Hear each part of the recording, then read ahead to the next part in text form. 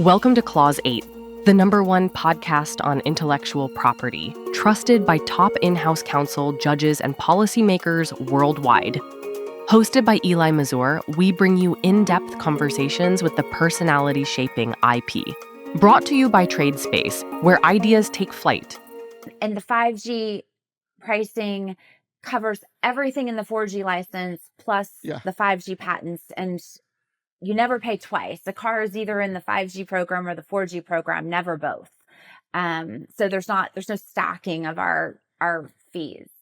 But the 5G program so far, I think it's largely passenger vehicles, trucks and buses, but we have some construction, but both programs, it's a really wide variety. And I suppose one way to think about it is if you were going to have every licensee approach Avanci and say, okay, I sell these 3 categories of vehicles. I think we should have this price for this category, this price for this, or even just differences in prices among licensees. We would each time have to go back to every single licensor and have a price negotiation. Okay.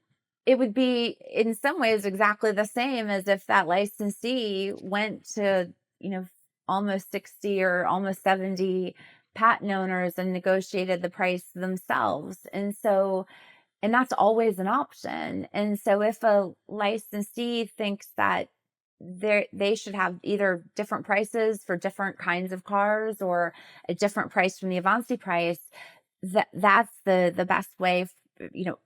You'd have to go and do bilateral licensing because you have to talk to everyone. For us, we would not be simple and we would not be efficient if every time a licensee is working on a license with us, we have to have 60 individual negotiations. We don't save anyone transaction costs in that case. But having one price is simple. And it's very efficient. There's no negotiation over the price after the price is on our website. That negotiation went on for years, for instance, before we launched the 5G program. It took years to get to the price that we disclosed publicly because we had to individually talk to so many different stakeholders and collect their feedback individually and filter it and then go back to everyone with, until we got it right. But that's why. It's the idea of joint licensing is that, again, it's a compromise price that covers worldwide sales, so it's a licensee sales by them and their affiliates anywhere in the world, and it's all their different types of vehicles.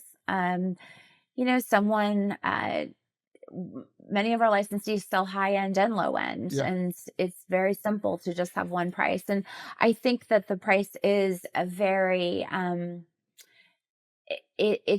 while it's a compromise, I think that it's a representation of everyone's ideas about the value of the technology to a vehicle have come together and met somewhere in the middle. Yeah, I guess just my question is, and whatever way you want to take it, is that why is there still resistance and complaints from car manufacturers and those that represent car manufacturers about having to pay what seems a very modest fee to license all these patents through Avanci?